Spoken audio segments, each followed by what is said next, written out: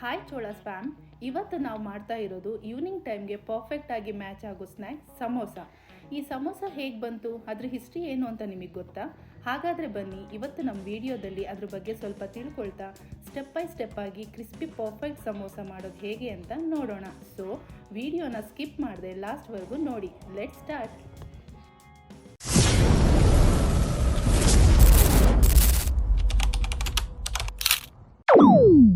ಸಮೋಸ ಮಾಡಲು ಮೊದಲಿಗೆ ನಾವು ಹಿಟ್ಟನ್ನು ರೆಡಿ ಮಾಡಿಕೊಳ್ಳೋಣ.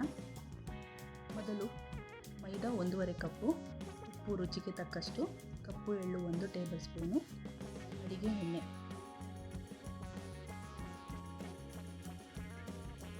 ಇಷ್ಟನ್ನು ಚೆನ್ನಾಗಿ ಕೈಯಲ್ಲಿ ಮಿಶ್ರಣ ಮಾಡಿ ಸ್ವಲ್ಪ ಸ್ವಲ್ಪ ನೀರನ್ನು ಹಾಕಿಕೊಂಡು ಚಪಾತಿ ಹಿಟ್ಟಿನ ಹದಕ್ಕೆ ಕಲಸಿಡಬೇಕು.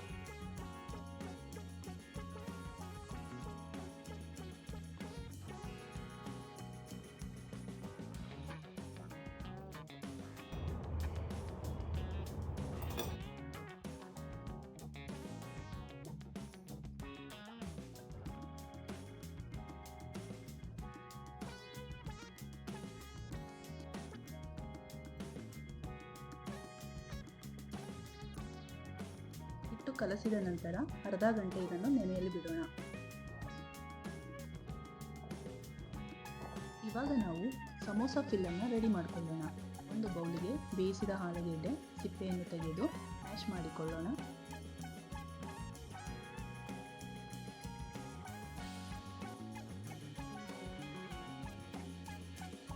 ನಂತರ ಈ ಸಮೋಸಗೆ ಒಂದು ಒಳ್ಳೆ ಟೇಸ್ಟ್ ಕೊಡುವಂತಹ ಮಸಾಲನ ರೆಡಿ ಮಾಡಿಕೊಳ್ಳೋಣ.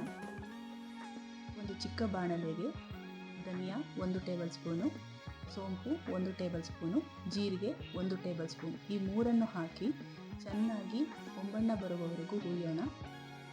ಹುರಿದ ನಂತರ ಇದನ್ನು ಕಂಪ್ಲೀಟಾಗಿ ಆರಲು ಬಿಡೋಣ. ಒಂದು ಕುಟಾಣಿಯಲ್ಲಿ ಇಷ್ಟನ್ನು ತರಿತರಿಯಾಗಿ ಕುಟ್ಟಿಕೊಳ್ಳೋಣ.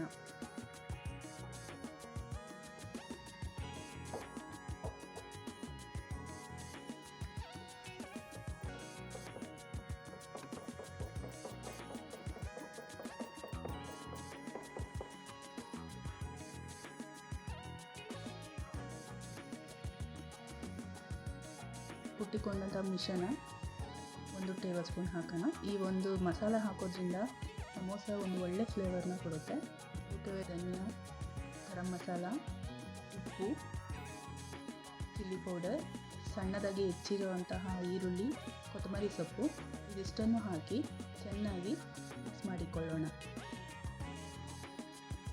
ಸೊ ಇವಾಗ ಸಮೋಸ ಫಿಲ್ಲರ್ ರೆಡಿ ಆಯಿತು. ಈ ಮಿಶ್ರಣವನ್ನು ಸಣ್ಣ ಉಂಡೆಗಳನ್ನಾಗಿ ಮಾಡಿರೋಣ. ನಾವು ಹೀಗೆ ಸಣ್ಣ ಸಣ್ಣ ಉಂಡೆಗಳನ್ನ ಮಾಡ್ಕೊಳೋದ್ರಿಂದ ಕ್ವಿಕ್ಕಾಗಿ ನಾವು ಸಮೋಸನ ರೆಡಿ ಮಾಡ್ಕೋಬೋದು.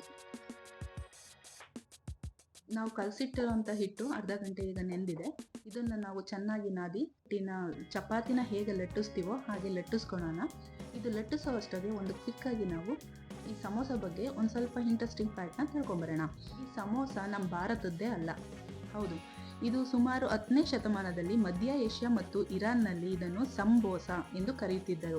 ಆ ಸಮಯದಲ್ಲಿ ಇದು ಸಣ್ಣ ಗಾತ್ರದ ಲಘು ಆಹಾರವಾಗಿತ್ತು. ಪ್ರಯಾಣ ಮಾಡಬೇಕಾದ್ರೆ ಇದು ತುಂಬ ಲೈಟ್ ವೆಯ್ಟ್ ಇದೆ ಅಂತ ಅಂದ್ಬಿಟ್ಟು ಒಂದು ಪ್ಲೇಸಿಂದ ಇನ್ನೊಂದು ಪ್ಲೇಸ್ಗೆ ಹೋಗೋರು ಇದನ್ನು ತೊಗೊಂಡು ಹೋಗ್ತಿದ್ರು. ಅಂದರೆ ನಮ್ಮ ಹಿರಿಯರು ಹೇಗೆ ಬುತ್ತಿಲಿ ರೊಟ್ಟಿಗಳನ್ನ ಕಟ್ಕೊಂಡು ಆವಾಗಿನ ಕಾಲದಲ್ಲಿ ಒಂದು ಪ್ಲೇಸಿಂದ ಇನ್ನೊಂದು ಪ್ಲೇಸಿಗೆ ಪ್ರಯಾಣ ಬೆಳೆಸ್ತಿದ್ರು, ಅದೇ ಥರನೇ ಇವರು ಸಮೋಸನ ತಗೊಂಡು ಹೋಗ್ತಾಯಿದ್ರು.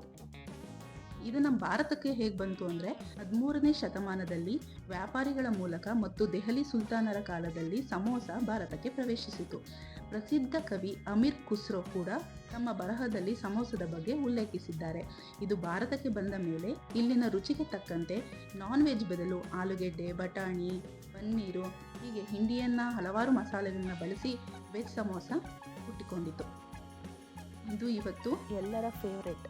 ಚಹಾ ಟೈಮಲ್ಲಿ ಇದು ಬೇಕೇ ಬೇಕು ಅನ್ನೋವಷ್ಟು ಇಂಡಿಯಾದಲ್ಲಿ ಪಾಪ್ಯುಲಾರಿಟಿ ಆಗಿದೆ. ಸೊ ಇದಿಷ್ಟು ಒಂದು ಕ್ವಿಕ್ ಸಮೋಸ ಹಿಸ್ಟ್ರಿ. ಸೊ ಇವಾಗ ಸಮೋಸ ಹೇಗೆ ಫೋಲ್ಡ್ ಮಾಡೋದು ಅಂತ ನೋಡೋಣ. ಇದನ್ನು ನಾವು ಚಪಾತಿನ ಹೇಗೆ ಅರಿತೀವೋ ಅದೇ ಥರನೇ ಫೋಲ್ಡ್ ಮಾಡಿ ಅರಿಬೇಕು. ಈ ಫೋಲ್ಡ್ ಮಾಡೋದ್ರಿಂದ ಸಮೋಸ ನಾವು ಎಣ್ಣೆಯಲ್ಲಿ ಕರಿಬೇಕಾದ್ರೆ ಅದು ಕ್ರಿಸ್ಪಿನೆಸ್ಸು ತುಂಬ ಚೆನ್ನಾಗಿ ಬರುತ್ತೆ. ಅದಕ್ಕೋಸ್ಕರ ಫೋಲ್ಡ್ ಮಾಡಿ ಹರಿತೀವಿ. ನೀವು ಬೇಕಾದರೆ ಹಾಗೆ ಪ್ಲೇನಾಗಿ ಹರಿದ್ರೂ ತುಂಬ ಚೆನ್ನಾಗಿ ಬರುತ್ತೆ. ಸೊ ಇದನ್ನು ನಾವು ಮಿಡಲಲ್ಲಿ ಕಟ್ ಮಾಡಿಕೊಳ್ಬೇಕು. ಸೊ ಕಟ್ ಮಾಡಿದ್ಮೇಲೆ ನಾವು ಈ ಫುಲ್ಲು ಎಡ್ಜಸ್ಗೆ ನಾವು ಸ್ವಲ್ಪ ನೀರನ್ನ ಅಪ್ಲೈ ಮಾಡ್ಕೋಬೇಕು. ವಾಟರ್ ಅಪ್ಲೈ ಆದಮೇಲೆ ಇದನ್ನು ನಾವು ಕೋನ್ ಶೇಪಲ್ಲಿ ಫೋಲ್ಡ್ ಮಾಡ್ಕೊಬೇಕು. ಫೋಲ್ಡ್ ಮಾಡಿದ ತಕ್ಷಣ ಈ ಫೋಲ್ಡ್ ಎಡ್ಜಸ್ನ ನಾವು ಪ್ರಾಪರಾಗಿ ಪ್ರೆಸ್ ಮಾಡ್ತಾ ಬರಬೇಕು. ಯಾಕಂದರೆ ಅದು ಎಡ್ಜಸ್ ಓಪನ್ ಆಗಬಾರ್ದು, ಅದಕ್ಕೋಸ್ಕರ ಅದನ್ನು ಪ್ರೆಸ್ ಮಾಡಬೇಕು.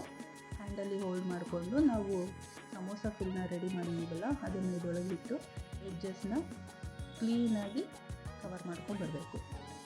ಈ ಮೆಥಡಲ್ಲಿ ನಾವು ಮಾಡೋದ್ರಿಂದ ಡೀಪ್ ಫ್ರೈ ಮಾಡೋ ಟೈಮಲ್ಲಿ ಸಮೋಸ ಓಪನ್ ಆಗೋದಿಲ್ಲ.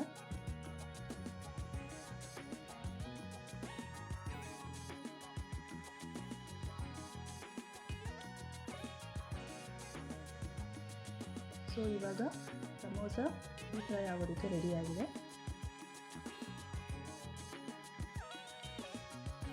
ಸೊ ಎಣ್ಣೆನ ನಾವು ಲೋ ಫ್ಲೇಮಲ್ಲೇ ಕಾಯಿಸ್ಕೊಂಡಿದ್ದೀವಿ. ಒಂದೊಂದೇ ಸಮೋಸನ ಎಣ್ಣೆಗೆ ಇಡೋಣ.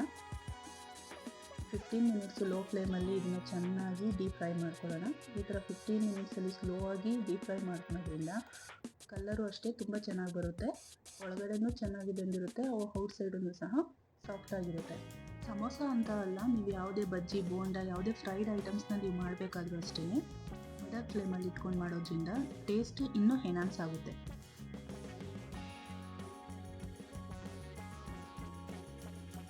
ಸೊ ಇವಾಗ ಸಮೋಸ ರೆಡಿಯಾಗಿದೆ. ನೋಡಿ ಕಲರ್ ಎಷ್ಟು ಚೆನ್ನಾಗಿ ಬಂದಿದೆ ಅಂತ. ಸೊ ಇವಾಗ ನಾವು ಇದನ್ನು ರಿಮೂವ್ ಮಾಡಿಕೊಂಡು ಟಿಶ್ಯೂ ಪೇಪರ್ಗೆ ಹಾಕೊಳ್ಳೋಣ.